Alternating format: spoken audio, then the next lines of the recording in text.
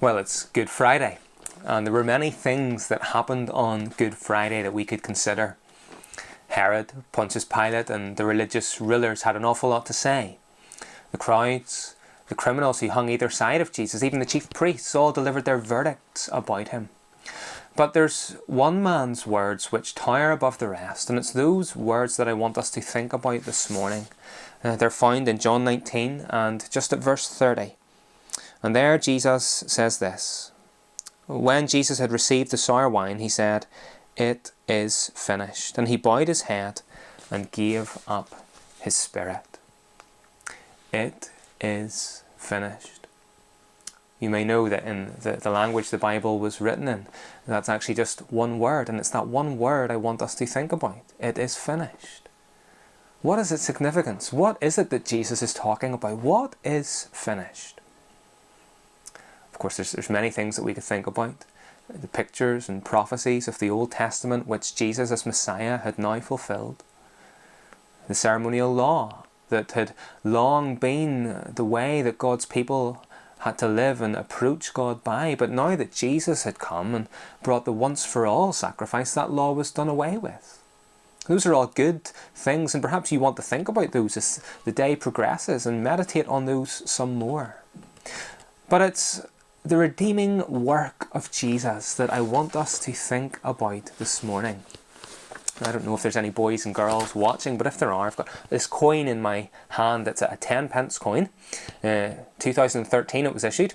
It's got two sides, heads of course, and the tails, like any coin. And the work of Jesus is a bit like this, boys and girls. It's one work, one coin, but it's got two sides. On the one side there is Jesus' perfect life. You see, here is Jesus. He's at the very end of his life, and in a sense it's as though he's looking back over his life. And he is saying to God the Father, "It's finished.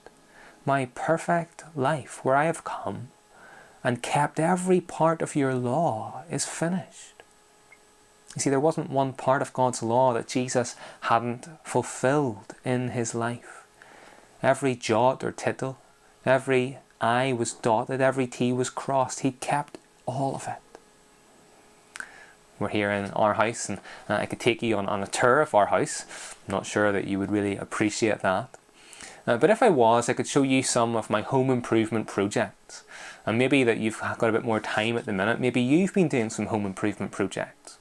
Well, you know how it is. When you get to the end of your project, you kind of proudly exclaim, "It's finished! I've done it!" And what you're saying is, "Come on in and have a look."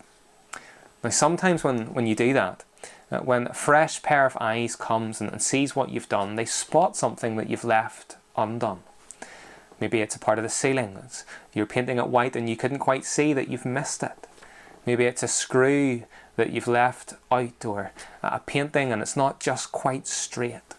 But as your work is scrutinised, the defects, the flaws, the imperfections become evident, don't they? But it doesn't matter how many pairs of eyes were to look at the life of Jesus. It was absolutely flawless and perfect. There were no defects to spot. Every action, every word, even every thought was pure and perfect. "It's finished," he cries. "My life of perfection is finished." But there's two sides to every coin, and there's two sides to the redeeming work of Jesus. Not only is there his perfect life, but there is his death. Here he is, it's 3 p.m. in Israel, in Jerusalem. He's hanging on a cross at Calvary. He's about to breathe his last. He has suffered immensely. And now he says, "It's finished. It's finished." Actually, it's for the last 3 hours, Israel has been covered in an unusual darkness. It should have been the brightest time of day. But there have been dark clouds overhead. Why? Because God the Father is symbolising his own judgment on his own Son. It's not because of anything wrong that Jesus has done, but it's because he is now becoming the sin bearer of the sins of his people. He is being treated as though he has committed every one of the sins that his people have committed. And so he hangs there on Calvary's tree, taking the punishment that sin deserves. As he is about to breathe his last, he cries out, "It's finished," from Golgotha. And a few hundred yards away, there's something else happening. In the temple, there is a curtain which separates the part of the temple where the worshippers would have sat and what was called the most holy place, the Holy of Holies, the place that the high priest would have entered, that symbolized him going into the immediate presence of God. And that curtain was there because it was a symbol that people, sinful people, couldn't go and be in God's presence. And yet, that curtain was being torn in two. It wasn't being done by human hands, it was a heavy curtain.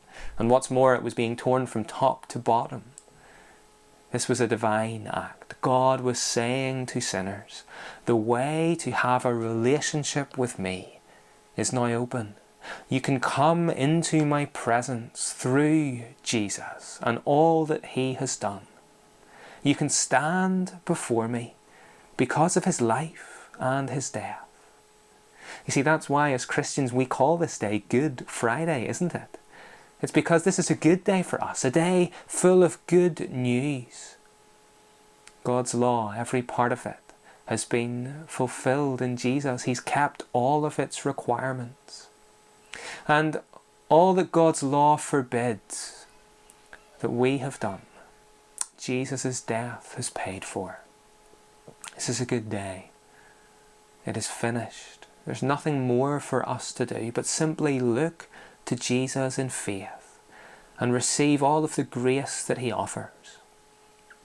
You know, as Charles Wesley, an old hymn writer, reflected on this one word, "it's finished," he penned these words. He said, "We are accepted in the well-beloved and clothed in righteousness divine.